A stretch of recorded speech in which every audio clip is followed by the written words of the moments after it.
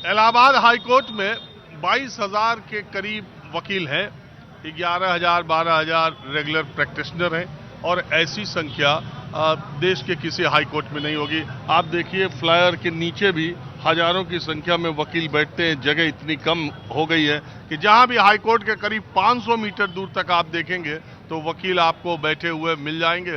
वो उनका कार्यालय और एक बहुत बड़ी जो जनसंख्या है वो हाई कोर्ट के वकीलों की है। इसके बाद छात्रों की संख्या तो और ज्यादा है। तो अगर ये कहा जाए कि इलाहाबाद की अर्थव्यवस्था छात्रों और वकीलों के, हाई कोर्ट के वकीलों से चलती है तो गलत नहीं कहा जाएगा।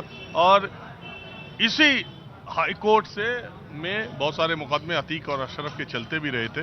तो मैं जानने के लिए ये आया हूं और बिल्कुल आम लोगों से जैसे बात करता हूं, बिल्कुल आम वकीलों से ये राय लेने के लिए आया हूं कि उनको क्या लगता है, अतीक अहमद और अशरफ मारे गए या मरवाए गए।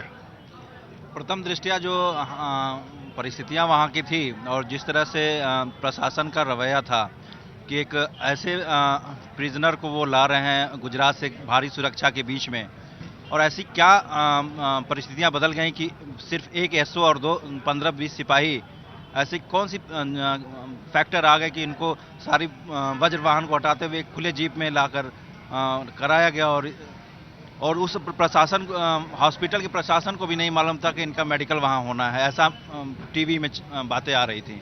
तो ये सब परिस्थितियां थी। और जेल में जो हथकड़ी लगा के लाते हैं और इनको 2 दिन टहलाते हैं, तो ये सब वो अवसर प्रदान लगता कि सब कुछ अवसर दिया गया है। और थोड़ी थोड़ी चूक करके, ये चूक नहीं थी, एक वेल प्लान लग रहा है, जैसे ओपिनियन आ रही है कि वेल प्लान ये था। और इसमें किसी बड़े लोगों का जो पकड़े गए हैं उनके अलावा भी किसी का नाम आ रहा है जो पर्दे के पीछे ये रेगुलेटर है। तो एक तरह से प्लानिंग ही ये समझ में आ रही है, ऐसी परिस्थितियां। देखिए, मैं बीच बीच में फैक्ट आपको बता दूं कि मैं जिस धूमनगंज थाने की पुलिस रात को हथियारों की बरामदगी कराने के लिए गई थी अतीक और अशरफ को लेके, जब वो लौट करके थाने पहुंची है तब अतीक और अशरफ ने कुछ बेचैनी होने की बात कही है। तब रात को 10 बजे के बाद अतीक और अशरफ को लेके हॉस्पिटल, काल्विन हॉस्पिटल ले जाया गया।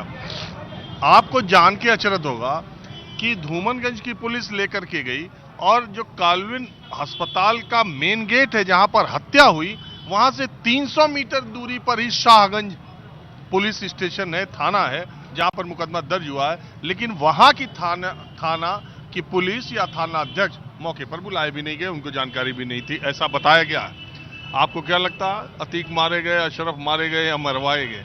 इस पे अभी फिलहाल कोई कमेंट नहीं कर सकते। आप दूसरे काउंसिल से बात कर सकते हैं। असल में क्या है, सरकारी वकील भी बहुत ज्यादा हो, वही तो नहीं आ कट कर लीजिएगा इसको।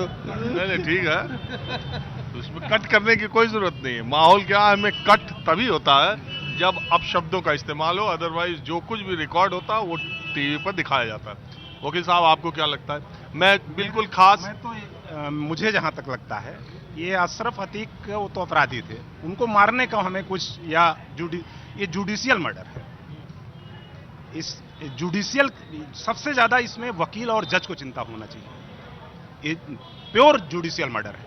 सुप्रीम कोर्ट में जब एसएलपी फाइल हुई कि हमको जो है जान का खतरा है, हम पंजाब से, गुजरात से यूपी नहीं जा सकते क्योंकि ऐसे विकास दुबे के पलट के मार दिया गया, तो सुप्रीम कोर्ट की डिवीजन बेंच हमेशा वहां बैठती है। डिवीजन बेंच के सामने इन्होंने एफिडेविट दिया, स्टेट से पूछा गया तो स्टेट ने बाकायदे एफिडेविट दिया है कि पूरी स्टेट की लायबिलिटी है, स्टेट पूरी जिम्मेदारी लेती है, कुछ भी नहीं होगा। और वहां से जब अगर इनको रिमांड, उनकी पिटीशन खारिज हो गई तो इनको सौंप दिया गया। जब वहां से हो गए तो यहाँ तो मजिस्ट्रेट जो है, सीजीएम जो है, जब उनसे ये मांगे गए इनको रिमांड पर, तो उनकी क्या औकात है। और उनसे रिमांड जो मजिस्ट्रेट ने यहाँ दिया है वो टर्म एंड कंडीशन लगाया, उसका एक टर्म एंड कंडीशन फॉलो नहीं है। उन्होंने कहा कि 6 बजे तक की रिपोर्ट आप देंगे और इनके काउंसिल साथ में रहेंगे, 300 मीटर के दायरे में रहेंगे, लेकिन कहीं नहीं कुछ। तो ये प्योर जुडिशियल मर्डर, इसमें सबसे बड़ी लायबिलिटी सुप्रीम कोर्ट की है और इसको सुप्रीम कोर्ट सुमोटो कॉग्निजेंस ले।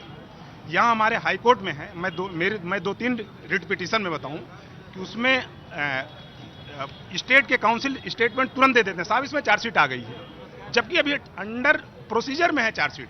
ये जब कोर्ट पूछती है कि हाँ यस मिस्टर ये क्या पोजीशन है, तो कहा साहब इसमें चार्जशीट फाइल हो गई, जबकि अभी चार्जशीट का प्रोसीजर इतना लॉन्ग होता है कि सीओ के पास जाती है, सीओ स्वीकृत करता है, तब मजिस्ट्रेट के पास जाते हैं, लेकिन सीओ के यहाँ गई नहीं कि हाँ स्टेटमेंट दे दिए, जबकि वो फाइनल है। साहब सरकारी वकील के साथ हाँ?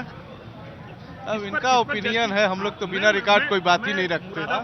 हम ये तो इनका ओपिनियन है ना, हम लोग तो बिना रिकॉर्ड कोई बात ही नहीं रखते। सरकारी वकील के बारे में भी बड़ी तरह की बातें होती रहती है जी कि केस में हमारे केस में अपीयर ना होने का भी कुछ नहीं ऐसा नहीं है, नहीं ऐसा कोई बात नहीं। क्लियर होता है।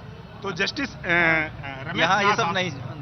जस्टिस रमेश सिन्हा साहब ने कहा ना ऐसा नहीं चलेगा, आप बताइए चार्जशीट की पोजीशन एग्जैक्ट कहाँ है, तो कहा साहब यहाँ पूछ कहा यहाँ वहाँ नहीं चलेगा, ये काउंसिल अगर ऑब्जेक्शन कर रहे हैं तो इसको आप एग्जैक्ट पोजीशन बताइए, नहीं हुआ तो मैंने उस पर कंटेम्प्ट किया। नहीं, एक बात बताइए वकील साहब, मेरे समझ में या आम लोग, जो सवाल बिल्कुल आम लोगों के दिमाग में है, जो प्रयागराज के आम लोग चर्चा कर रहे हैं कि जब इन तीनों हत्या करने वाले जो लड़के हैं, इन तीनों से अतीक अहमद का कोई जमीन का रिश्ता नहीं, कोई परिवार का रिश्ता नहीं, कोई आमना सामना नहीं, कभी अपोजिट गैंग में हो ऐसा भी नहीं, उस जगह के रहने वाले हो ऐसा भी नहीं, तीनों तीन जगह के रहने वाले, तीनों की प्रोफाइल और अतीक अहमद की प्रोफाइल का कोई मतलब नहीं। जब कहा यह जा रहा है ना कि क्या इन तीनों के हत्या आरोपियों के घर पे बुलडोजर चलेगा, अरे उनके घर तो है ही नहीं, उस पे बुलडोजर क्या चलेगा। ऐसे परिवार के लड़के अतीक अहमद जो कि हजारों हजार करोड़ का माफिया है, उसको मारने के लिए आते हैं। आपको लगता है कि केवल ये माफिया बनने के लिए ये मर्डर किए? इसको मर्डर प्री प्लान वे में कोई इसमें सफेद पोश इन्वॉल्व है। जैसे आप इसमें जो पिस्टल बरामद हुई है वो तुर्कियाना की है, और जिगाना क्या नाम है उसका, जिगाना, वो उसकी कीमत 4 लाख से स्टार्ट होती है 12-15 लाख पर, जैसे सेटिंग जिसकी हो गई, वो 4 लाख की उनके घर की औकात नहीं है, वो 4 लाख की पिस्टल कैसे ले सकते हैं, तो कोई न कोई उपलब्ध कराया। सबसे बड़ा सवाल जो उठाया जा रहा है वो ये कि इन तीनों हत्या के आरोपियों ने जब हत्या कर दी तुरंत पिस्तौल फेंक दी, हाथ उठा लिया, और जब पुलिस ने इन्हें दबोच लिया उसके बाद इन्होंने जय श्री राम का नारा लगाना शुरू किया।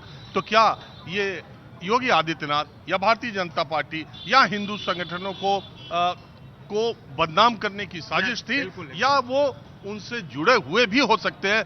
इन तमाम पहलुओं पर तब तक पर्दाफाश नहीं हो सकता जब तक कि इन तीनों की रिमांड लेकर या इनकी जब चार्जशीट या ये जो जुडिशियल कमेटी है वो 2 महीने में अपनी जांच पूरी नहीं कर दे। बहरहाल माहौल क्या है, हमें कुछ और लोगों से बात